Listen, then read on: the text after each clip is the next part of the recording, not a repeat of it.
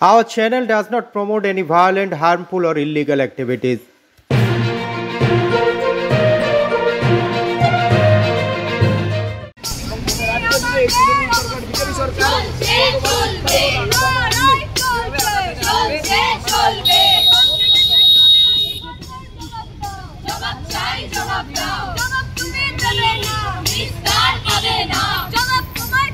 গত কয়েকদিন ধরে প্রেসিডেন্সি কলেজ ক্যাম্পাসে ভর্তি প্রক্রিয়া অবিলম্বে শুরু করা, পরীক্ষার রেজাল্ট বের করা এবং ক্লাস শুরু সহ একাধিক দাবিতে ছাত্র আন্দোলনে নেমেছে বাম ছাত্র সংগঠন এসএফআই। ছাত্রছাত্রীদের ভবিষ্যৎ সুরক্ষিত করার ন্যায্য দাবিতে অবস্থান বিক্ষোভ চালিয়ে যাচ্ছে তারা।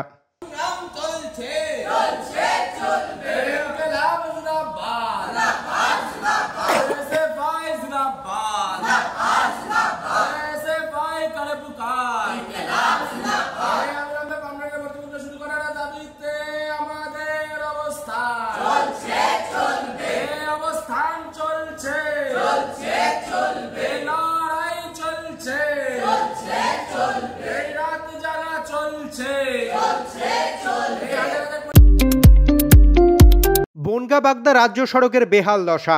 গত সপ্তাহে এই রাস্তায় একটি বাস দুর্ঘটনাও ঘটেছে, ফলে রবিবার থেকে এই রুটে বাস চালানো বন্ধ রেখেছে বাস মালিক সংগঠন। পাশাপাশি সোমবার থেকে অটো সংগঠনের ডাকে বন্ধ হয়েছে অটো চলাচল, ফলে চরম ভোগান্তির মুখে পড়েছে নিত্যযাত্রী থেকে পরীক্ষার্থীরা। বিশাল সমস্যা। তারপরে ছেলেপিলের পরীক্ষার বাস বন্ধ, দুদিন ওই অ্যাক্সিডেন্টের পরের থেকে ছেলেপিলি তো সেই স্কুলে যে টোটোয় করে যাচ্ছে, টোটোও তো রিস্ক। রাস্তা না ঠিক করলে তো রাস্তা দিয়ে চলা যাচ্ছে কি না, চলার মতো নেই। জল জমে রয়েছে, একটা পাশ দিয়ে গাড়ি গেলে ভালো জামা প্যান্ট পরে গেলেও সে নোংরা হয়ে যাচ্ছে। অন্যদিকে বাস মালিক সংগঠনের সম্পাদক শিবম ঘোষের দাবি, সম্প্রতি বাস দুর্ঘটনায় এক ড্রাইভারের মৃত্যু হয়েছে, সে কারণে খারাপ রাস্তায় বাস চালাতে চাইছে না ড্রাইভাররা। বাস বন্ধ থাকার মেন কারণ হচ্ছে রাস্তার দীর্ঘদিন ধরে বনগাঁ থেকে বাগদা এবং বনগাঁ থেকে দত্তফুলিয়া যে রাস্তাটা দীর্ঘদিন 1-1.5 বছর ধরে খারাপ।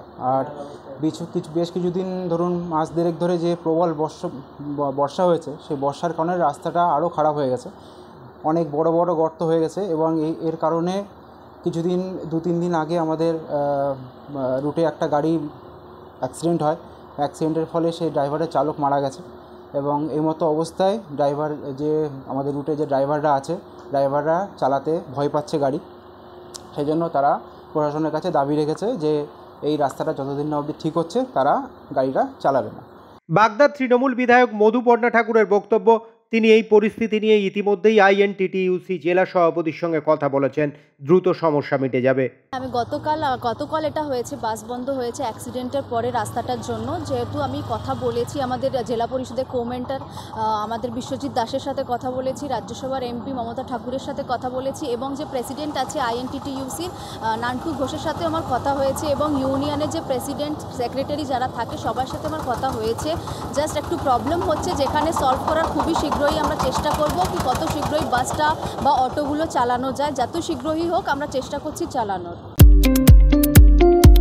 খড়দহের রিজেন্ট পার্ক এলাকায় প্রতিভা মঞ্জিল অ্যাপার্টমেন্ট থেকে 15টি আগ্নেয়াস্ত্র এবং 1000 রাউন্ড গুলি উদ্ধার করল ব্যারাকপুর পুলিশ কমিশনারেটের ডিটেকটিভ ডিপার্টমেন্ট। উদ্ধার হয়েছে কয়েক লক্ষ টাকাও।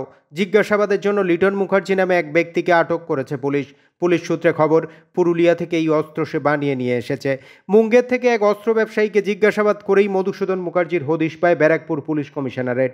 এরপর ভোরবেলায় ব্যারাকপুর ডিটেকটিভ ডিপার্টমেন্টের পুলিশের তদন্তকারী অফিসাররা পুরো ফ্ল্যাট ঘিরে ফেলে। এরপর মধুসূদন মুখার্জিকে জেরা করতেই বিপুল এই অস্ত্র ভাণ্ডারের হদিশ পায় পুলিশ। দীর্ঘদিন ধরে জরাজীর্ণ অবস্থায় ছিল হাজরার হকার্স মার্কেটের বারান্দা, যে কোনো সময় দুর্ঘটনা ঘটে যাওয়ার আশঙ্কা ছিল। এমনিতেই বর্ষাকালে শহরে বাড়ি ভেঙে পড়ার প্রবণতা বেড়েছে, তাই আগাম সতর্কতা হিসেবে এই বিপজ্জনক অংশ ভেঙে দিল কলকাতা পুরসভা। আজকে 128 নম্বর হাজরা রোড, এটা কিরত ঘোষ মার্কেট নামে এটা পরিচিত। এটাতে বিপজ্জনক এই বারান্দাটা, সামনে যে গাড়ি বারান্দা মতন রয়েছে, এটাকে দেখো চাঙড় ভেঙে ভেঙে বহুদিন ধরেই পড়ছিল। তার যে ধরনের বৃষ্টি হচ্ছে আর কলকাতায় বড় বড় দুর্ঘটনা হচ্ছে, সেজন্য আমরা কলকাতা পুরসভার কাছে আবেদন জানিয়েছিলাম যে এটাকে অবিলম্বে ভেঙে দেওয়া হোক। তার নিচের যে অনেক ব্যবসায়ী আছে তারা কিছুতে সহমত হচ্ছিলেন না। পরবর্তীকালে তারা বুঝতে পেরেছেন যে এটা না ভাঙলে তাদেরই বিপদ হবে। তাদেরকে আমরা বোঝালাম আগে প্রাণে বাঁচুন, পরে ব্যবসা হবে। তা ওরাও সেটা দেখলো। এক জায়গায় চাঙড় ভেঙে পড়ার পর ওনারা সহমত হয়েছেন। আমরা ওনাদের থেকে সবার থেকে এনওসি নিয়ে এই গাড়ি বারান্দাটা ভেঙে দিচ্ছি। আবারও বড় ভাঙন বিজেপিতে। সন্দেশখালীতে বিজেপির কয়েকশো সক্রিয় কর্মী যোগ দিল তৃণমূলে। সোমবার সন্দেশখালীর বীর মজুদ 2 নম্বর গ্রাম পঞ্চায়েতের একটি ঢালাই রাস্তা উদ্বোধনে যান তৃণমূল বিধায়ক সুকুমার মাহাতো। এদিন বিজেপি কর্মীদের হাতে তৃণমূলের পতাকা তুলে দিয়ে দলে যোগদান করান বিধায়ক। আমাদের দুটো রাস্তা উদ্বোধন হলো। দুটো রাস্তা প্রায় 1.5 কোটি টাকার কাছাকাছি স্কিম এবং 2.5 কিলোমিটার রাস্তার উদ্বোধন করতে গিয়েছি। আজ সকালে যখন আমরা বেড়মজুর টুতে গেলাম, তো সেখানকার কিছু গ্রামবাসীরা গত লোকসভা ভোটে যারা বিজেপি অ্যাক্টিভ বিজেপি কর্মী ছিল এবং বিজেপি দ্বারা বিভিন্ন আন্দোলন, টায়ার জ্বালানো, এই সমস্ত বেড়মজুর অঞ্চল উত্তপ্ত করেছিল, সেই কর্মীরা আজকে সকালে তারা ইচ্ছে প্রকাশ করে যে এমএলএ সাহেব আসছে, ওখানে আমরা বিজেপি থেকে তৃণমূলে যোগদান করব এবং সেটা আজকে প্রায় 100-র উপর কর্মী সমর্থক নিয়ে এসে তারা বিজেপি থেকে তৃণমূলে যোগদান করেছে। তারা এই দিদির যে প্রোগ্রাম চলছে আমার পাড়া আমাদের সমাধান বা আমাদের পাড়া আমাদের সমাধান, সেই প্রকল্পে খুশি হয়ে এবং তাদের পাড়ায় এই রাস্তা করার জন্য প্রায় 300 জন, মানে 100 কর্মী সমর্থক এসছে, ওরা 300 জন কর্মী তারা একসঙ্গে যোগদান করার প্রকাশ করেছিল। আজকে 100 জন যোগদান করেছে। সোমবার সকালে অশোকনগরে রাস্তার ধারের জঙ্গলে এক ব্যক্তির গলাকাটা দেহ পড়ে থাকতে দেখে ব্যাপক চাঞ্চল্য ছড়ায়। সাথে সাথে খবর দেওয়া হয় অশোকনগর থানায়। পরে পুলিশ এসে দেহটিকে উদ্ধার করে। বছর 45-এর ওই মৃত ব্যক্তির পরিচয় এখনও জানা যায়নি। স্থানীয়দের অনুমান বাইরে কোথাও খুন করে বডি এখানে ফেলে রেখে যাওয়া হয়েছে। বডিটা পাওয়া গেছে বুজরুপ দীঘা মোড়ের মাথায়। কি অবস্থায় পড়েছিল? ওখানে পড়েছিল, উনি ওই যেমন ড্রেসপত্র পরে আছে ওইভাবেই পড়েছিল, ওনার গলাটা কাটা ছিল। উনি পুকুরের সাইডে, এখন রাস্তার পাশে একদম একটা ডোবা আছে, ডোবার সাইডে উনি ওই অবস্থায় পড়েছিল। বাড়ি টাড়ি কিছু বোঝা যাচ্ছে? বাড়ি টাড়ি কোথায় কিছু বোঝা যাচ্ছে না। ওনাকে ওই অবস্থায় এখন নিয়ে অশোকনগর গ্রামীণ হাসপাতালে নিয়ে এসেছে। নলি কাটা গলা? হ্যাঁ, নলিকাটা। বেহালার ভুবনমোহন রায় রোডে পুকুর থেকে উদ্ধার এক ব্যক্তির দেহ।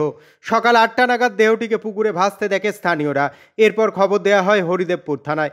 পুলিশ ঘটনাস্থল থেকে দেহ উদ্ধার করে হাসপাতালে নিয়ে গেলে চিকিৎসকরা মৃত বলে ঘোষণা করে।